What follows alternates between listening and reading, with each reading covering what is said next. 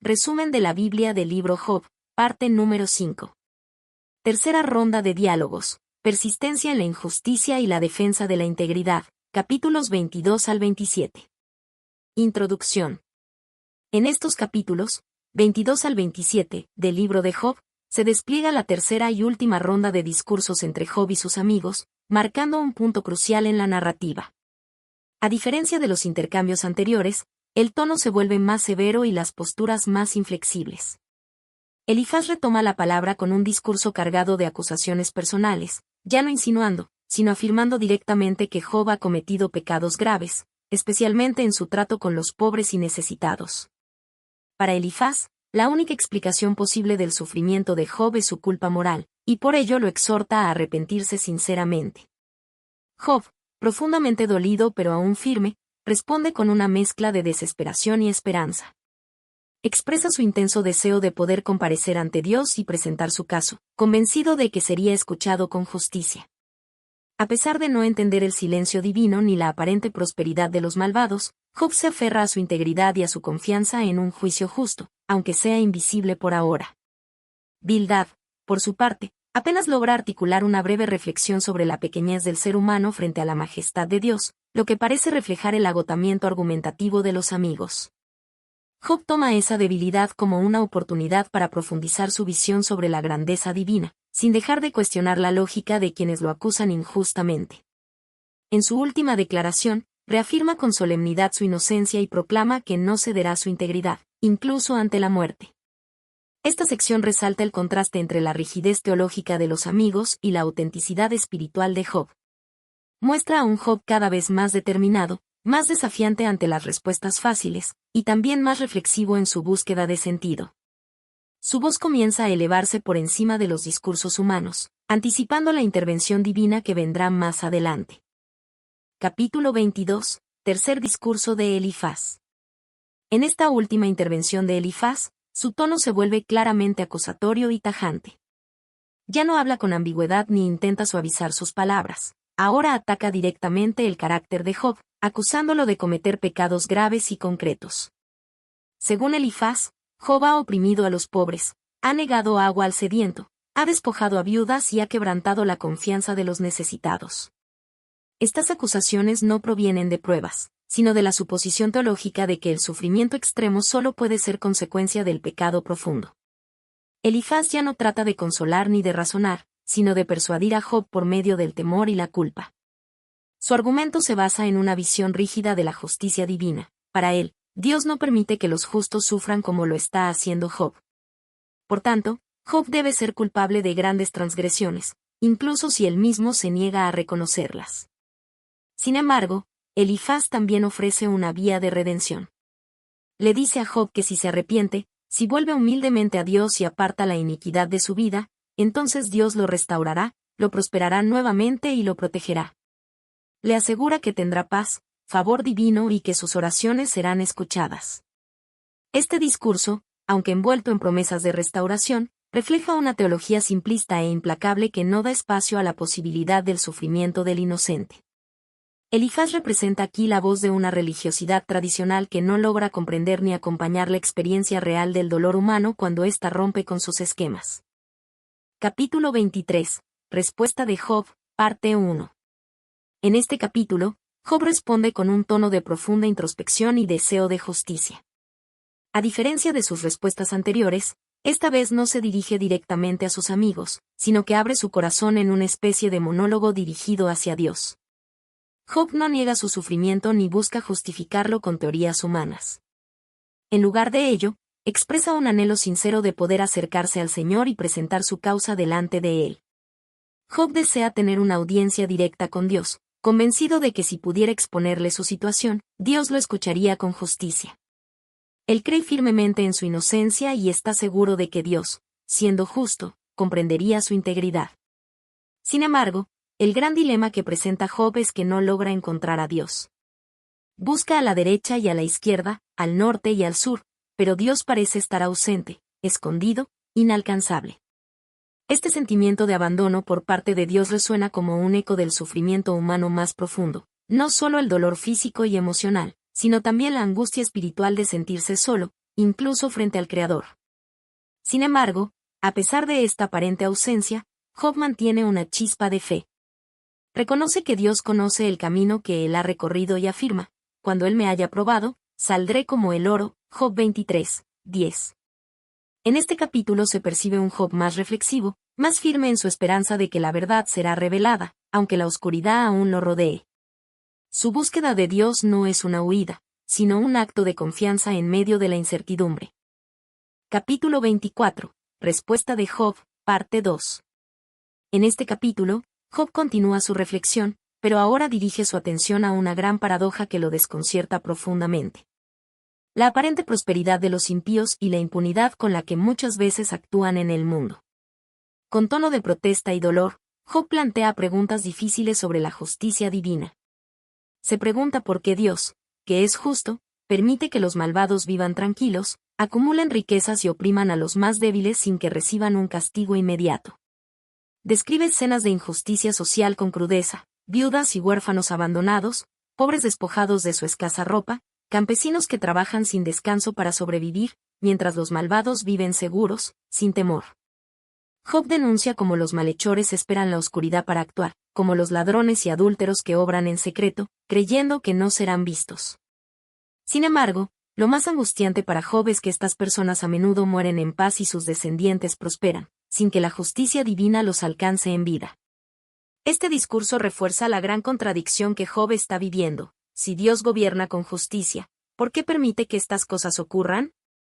Su experiencia personal, sumada a la observación del mundo que lo rodea, parece chocar con la teología simplista de sus amigos, que insisten en que el sufrimiento siempre es castigo por el pecado. El capítulo 24 muestra a un Job que no teme confrontar las realidades incómodas de la vida y cuestionar lo que no entiende. Su honestidad no es rebeldía, sino una expresión auténtica de fe que se atreve a buscar a Dios incluso cuando las respuestas no son evidentes. Capítulo 25. Discurso breve de Bildad. En este capítulo, Bildad toma la palabra por última vez, pero su intervención es notablemente breve y no responde directamente a las preguntas profundas que Job ha planteado. En lugar de ofrecer consuelo o argumentar con nuevos razonamientos, Bildad se limita a recalcar la grandeza de Dios y la pequeñez del ser humano. Comienza destacando el dominio absoluto de Dios, su soberanía, su gloria y su capacidad de imponer orden incluso en los cielos.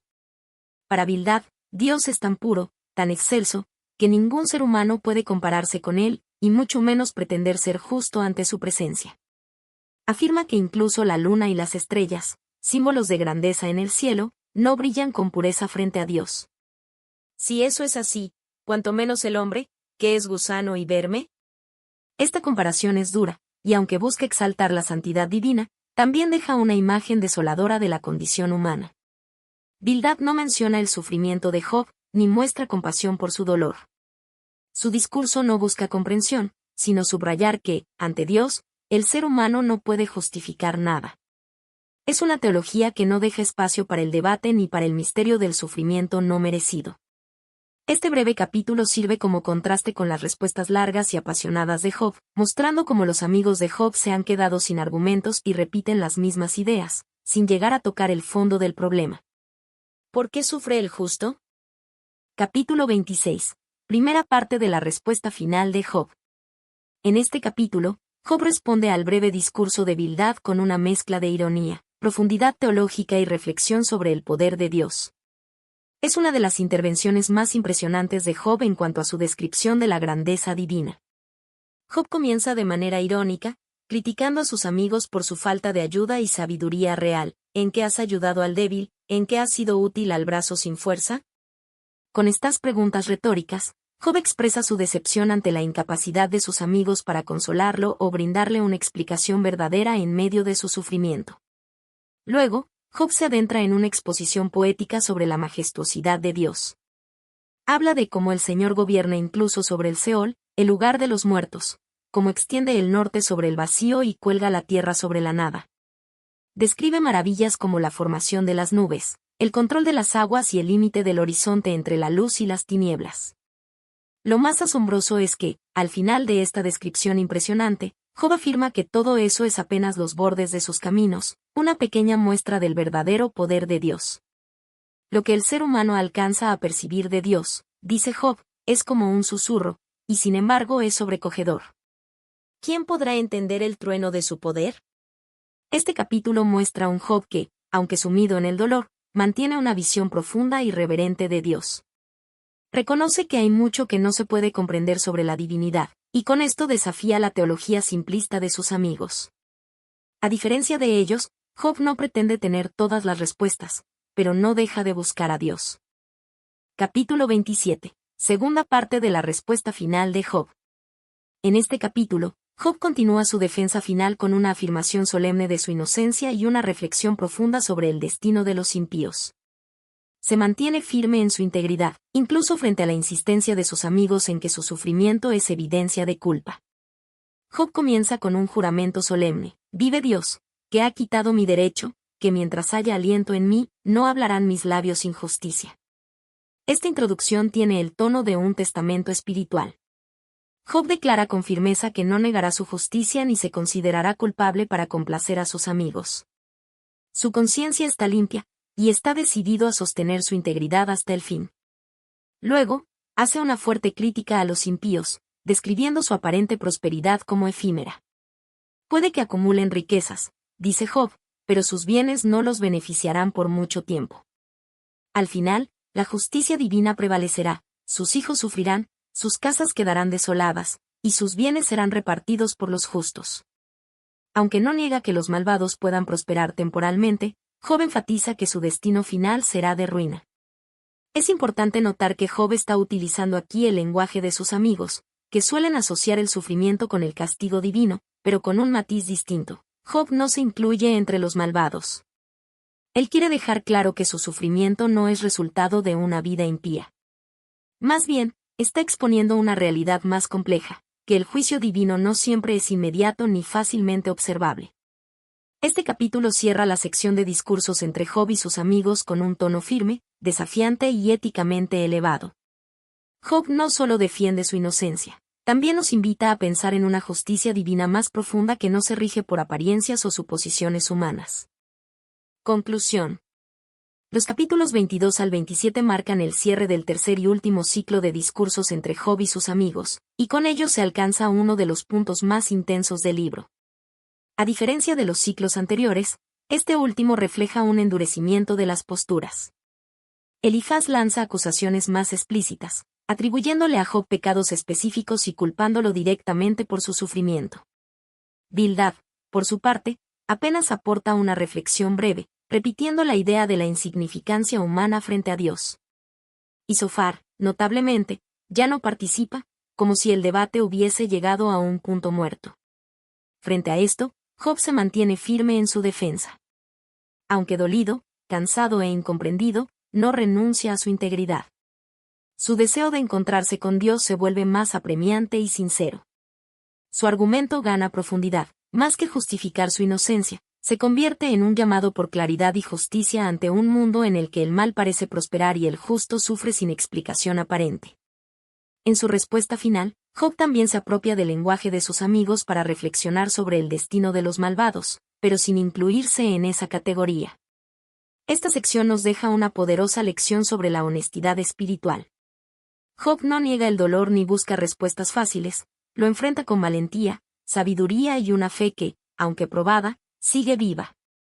El debate teológico con sus amigos revela los límites del pensamiento religioso convencional cuando se trata de explicar el sufrimiento humano. Al final, Job emerge no solo como un hombre que sufre, sino como una voz profética que cuestiona, busca y espera una respuesta directa del Creador.